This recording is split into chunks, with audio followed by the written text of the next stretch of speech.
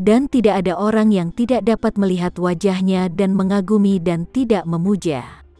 Bahkan banyak dari mereka yang hampir setara dengan murid-muridnya.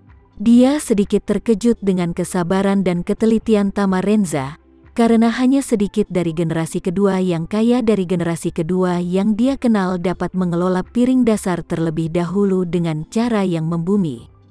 Secara umum, generasi kaya generasi kedua merasa bahwa debut mereka adalah puncak, jadi mereka suka bermain-main, dan itu adalah operasi paling normal mereka untuk terus menyebarkan banyak proyek sekaligus. Tapi Tama Renza berbeda dari orang-orang itu. Dia, sebagai tuan muda dari keluarga Renza, alih-alih bermain tinggi di Surabaya, bekerja dengan mantap di kota lapis kedua seperti Jakarta. Di permukaan, tampak tenang, tetapi nyatanya, ia telah menembus setiap bagian kelas kota dan setiap jengkal daratan. Pendekatan yang mantap dan lambat ini adalah dasar untuk hal-hal hebat. Dalam pendekatan Tama Renza, pertama, berakar di kota di tepi Sungai Ciliwung, dan kemudian promosikan bisnis ke pantai melalui transportasi laut, terlepas dari situasi ekonomi masa depan di dalam dan di luar negeri. Perubahan bisa maju dan menyerang, mundur dan bertahan. Ini juga memberinya keyakinan penuh pada peta karirnya untuk bergabung dengan kampnya. Karena kebahagiaan, semua orang kecuali Melba meminum beberapa gelas lagi. Tama Renza juga banyak minum hari ini. Maotai yang disiapkan oleh Johan memiliki tingkat potensi yang tinggi. Dia dengan sengaja tidak menggunakan aura untuk melarutkan alkohol, tetapi malah membiarkan alkohol mencapai keadaan sedikit mabuk di tubuhnya.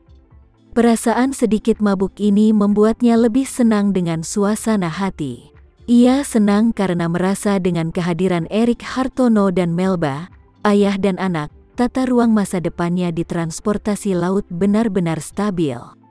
Dan ketika Tama Renza dan semua orang berada di rumah klasik, Ayu mengadakan konferensi pers singkat melalui internet.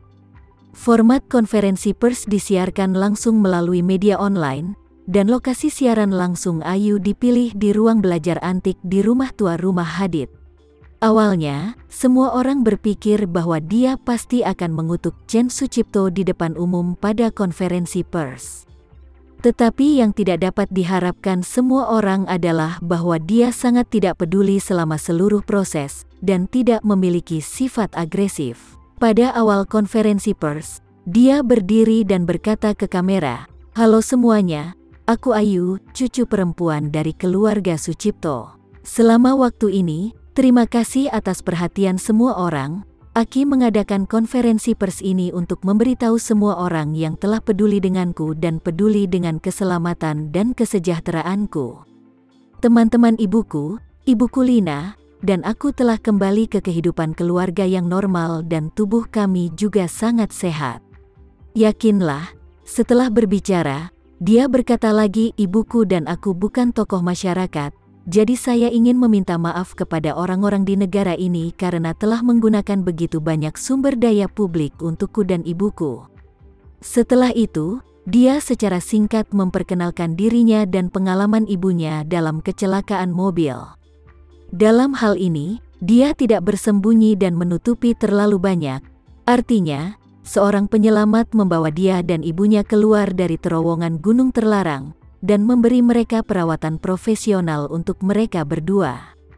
Setelah keduanya sembuh, kemudian secara resmi mengembalikan mereka ke Jakarta. Beberapa orang ingin mengetahui identitas sang penyelamat, tetapi Ayu mengaku kepada publik bahwa dia tidak mengetahui identitas sebenarnya dari sang penyelamat. Selain itu, dia juga berjanji kepada penyelamat untuk tidak mengungkapkan detail apapun tentangnya. Adapun seseorang yang bertanya padanya apakah kakek Chen Sucipto akan dimintai pertanggungjawaban, jawaban Ayu juga sangat ambigu, "Aku tidak ingin menanggapi pertanyaan ini untuk saat ini." Mayoritas netizen juga ingin melihat seorang cucu merobek kakek, bagaimanapun juga, dengan perhatian dan simpati orang-orang di seluruh negeri sebagai berkah, Ayu dapat dengan mudah mendorong pelakunya Chen Sucipto ke dalam jurang maut. Sepertinya orang-orang di seluruh negeri menggunakan dukungan mereka sendiri untuk membantunya membuat senjata yang tidak bisa dihancurkan. Selama dia menarik pelatuknya, itu pasti akan membunuh Chen Sucipto. Namun, tidak ada yang mengira bahwa dia memegang pelatuknya dan akhirnya memilih untuk menyerah. Banyak orang kecewa, dan tentu saja, banyak orang bisa memahami sudut pandangnya. Terkadang telapak tangan dan punggung tangan penuh dengan daging. Karena dia dan ibunya aman, ada baiknya melihat wajah keluarga dan mengurangi hal-hal besar dan kecil.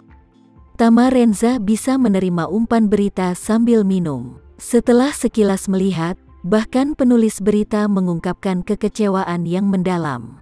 Mereka mengatakan bahwa Ayu melepaskan kesempatan untuk mencari keadilan bagi dirinya dan ibunya. Tentu saja, beberapa netizen berpikir bahwa pasti ada konspirasi dalam semua ini. Dan pasti Chen Sucipto yang menggunakan beberapa metode untuk memaksanya tunduk. Namun, karena Ayu sendiri tidak berbicara dengan jelas, pernyataan serupa dan pendapat lain beragam, dan tidak ada yang lebih unggul. Namun, Tama Renza sangat jelas di hatinya. Ayu adalah gadis yang sangat cerdas, dan kepribadiannya luar biasa. Jika dia secara sukarela melepaskan kesempatan ini, itu pasti bukan karena dia takut pada kakeknya yang pembunuh. Dia pasti meminjam kesempatan ini dengan imbalan kompensasi lain darinya. Devano, yang duduk di sebelah Tama Renza, juga menerima umpan berita ini. Dengan ekspresi terkejut di wajahnya, dia menyerahkan telepon kepada Tama Renza dan berbisik, "Tuan, lihat ini." Tama Renza mengangguk, "Aku baru saja melihatnya." Devano sangat bingung dan bertanya, "Saya berkata, mengapa Nona Sucipto tidak mengambil kesempatan ini untuk memberi Chen Sucipto kesempatan besar?" Siaran langsungnya hari ini ditonton oleh puluhan juta orang di berbagai platform. Memberinya kesempatan terbaik untuk melakukan pukulan penuh. Setelah hari ini, tidak akan ada toko seperti itu di desa ini. Tama Renza sedikit tersenyum, "Jangan terlalu terkejut, dia harus mempertimbangkannya." Pada saat ini, Ayu telah menyelesaikan siaran langsungnya, duduk tak bergerak di ruang belajar sendirian, memikirkan rencana selanjutnya di benaknya. Lina mengetuk pintu dan berkata, "Ayu, keluarlah untuk makan malam." Dia pulih dan buru-buru berkata, "Oke ibu, aku datang." Dengan itu, dia mengeluarkan setumpuk besar dokumen legal dari laci meja dan melangkah keluar. Di keluarganya, kecuali saudara laki-lakinya Jevi yang telah menerima informasi dari Chen Sucipto sebelumnya, tidak ada orang lain yang tahu kesepakatan apa yang telah dia capai dengan Chen Sucipto. Saat ini, anggota keluarganya semua terkejut, bertanya-tanya mengapa dia membiarkan Chen pergi dalam siaran langsung sekarang. Bahkan ibunya, Lina Hadid, tidak mengerti. Ayu melihat keluarga di atas meja, dan mereka semua terlihat sedikit aneh.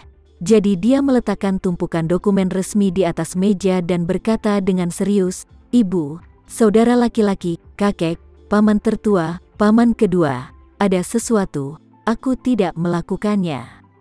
Tidak memberitahumu sebelumnya, semua orang menatapnya saat ini, menunggunya untuk mengikutinya. Ayu menunjuk ke dokumen hukum dan berkata, "Hari ini, pada siang hari, aku mencapai kesepakatan dengan kakekku. Aku tidak menyerangnya pada konferensi pers ini. Aku juga menyerahkan hak untuk membawa semua ini ke hukum. Sebagai gantinya, dia mentransfer semua saham Ocean Shipping Group milik keluarga Sucipto kepadaku."